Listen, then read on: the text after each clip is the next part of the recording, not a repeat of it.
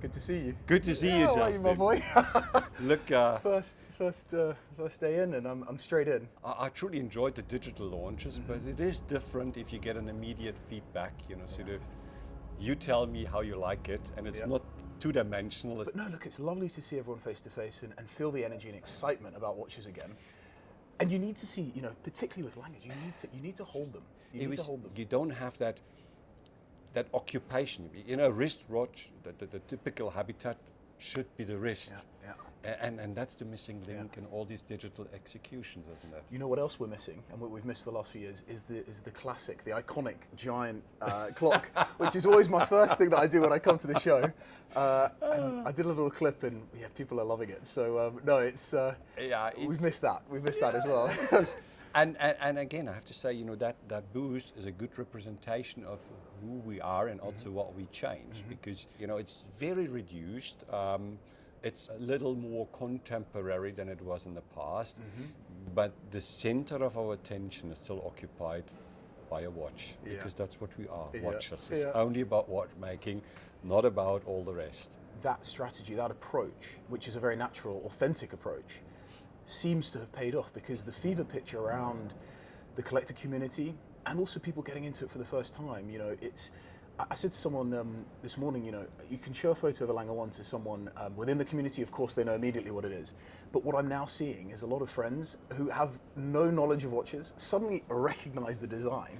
And it's incredible, it really is. And you know what we recognized? And it's quite funny, because today, because we have our boutiques around the world, we have probably the best understanding of our customers ever in the history, at least in the newer history of a Lange und Söhne, because we know most of them. So what we saw over the last, actually from the 24th of October 2019, as we launched the Odysseus in steel, a lot of people were attracted because it's a steel watch. Now they go into the boutique, and unfortunately they will realize I can't buy it. But at the same time, a lot of people that even did know us before, they just know, they had no closer look into what we do and who we are and how our watches actually work on the wrist. Now they got there, couldn't get the Odysseus, and then they looked at the 1815, at the Lange 1, at the Saxonia, or quite a few actually on the chronographs, because that's our speciality really. So, and they ended up in buying that, and they didn't regret buying it, actually, because they didn't know before. They know about us, but it was, for some reason, it didn't get into them. Now that is changing basically day by day. I've said it once, I'll say it again. The only way to get someone into watches, so someone who has never fully appreciated watchmaking at its top level, an 1815 chrono or a datograph, you only need to just, and I've done it so many times, and this is what we're talking about with the physical moment. Again, you have to turn it over and show it to them, and then that moment, boom. So Wilhelm, talk to me, what have we got this year? 2022 Watches and Wonders. You were impressed by the giant watch? Now let me impress you by the little one, which is as exciting as the big one, because you can wear it. And have a look, we have a little thing here, because we have two rooms, this one, and the other is a mirror. And because we don't have that many watches, so scarcity even here is a challenge. We produced this, so we can serve two rooms with one watch. Here is the little one to the big one that you saw outside. So 2019 we saw the steel, then we saw the white gold on the strap for the first time, and now what we have here. Now I think, touch it. I think I'm gonna just heavy. Be careful. So I think I know what we've got here. You know what? So obviously the weight's the first thing I can feel, but there is a color hue here which I've not seen before. That's the immediate visual aesthetic. And again, Justin, if you go out, you will see it. We call it ice blue. Here it may appear grayish because of the light, but if you go out there, it actually is gorgeous, changing again. And if you have a look, it's the same movement. It's the same case.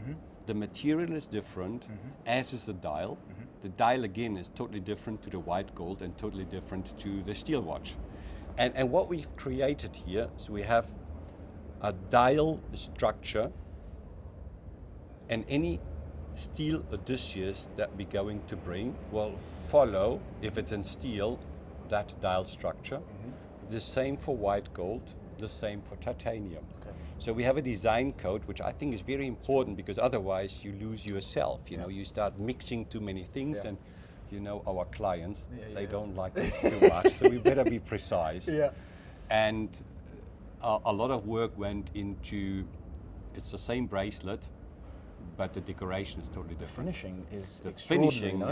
is, you know, and to polish titanium to that level, you know, all these tiny little things, that actually is the difference. And that's why it took a bit before we had it perfect. I'm a very fortunate person, as you can see. I'm wearing it. No. You can't do that. And we believe, because of the finish, it's actually hardening the surface. So it is a lot more scratch resistant than the steel watch, for example. Wow. It feels softer than the steel. I know it's too big, it's harder actually, but What's amazing to me is, I think people will be surprised, not with the extension on the line, because I think they love this format. You know, it's different from any other sports watch out there.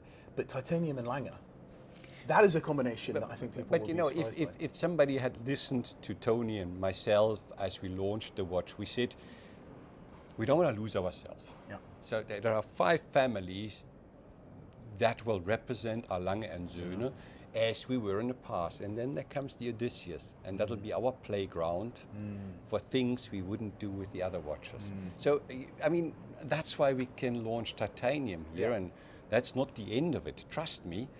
This is our playground. That's where we can, you know, push the boundaries of the brand without losing ourselves. Now, Wilhelm, I notice on the lange ones, you've got a grain finish on the dial, and we've also got this grain finish here in the center of the Odysseus.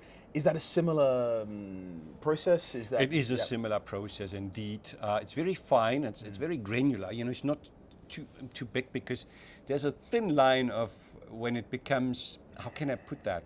Not elegant. Yeah. You know, because then it just looks rough, and that's not the idea of it.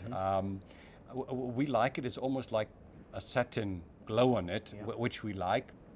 It's delicate to work with. Yeah. You know, a little too much will not look great. That's what we think. And if you reduce it even further, you don't see the difference. So to find that right moment, that's quite delicate. Yeah, it's refinement. It's restraint. It's Yes, restraint, isn't it? That's exactly. The word. Yeah, it's a good word for it. Yeah. So, Wilhelm, I'm going to go now and give the guys a call in London, Yeah. at the boutique, and Yeah. and see how we go. And I'll Good report luck back. with it. Good luck with it. Good to see you. Have a great week. Have a great week, and well, enjoy. And you know, if you want a beer, Yeah. you know where we are, huh? Good boy.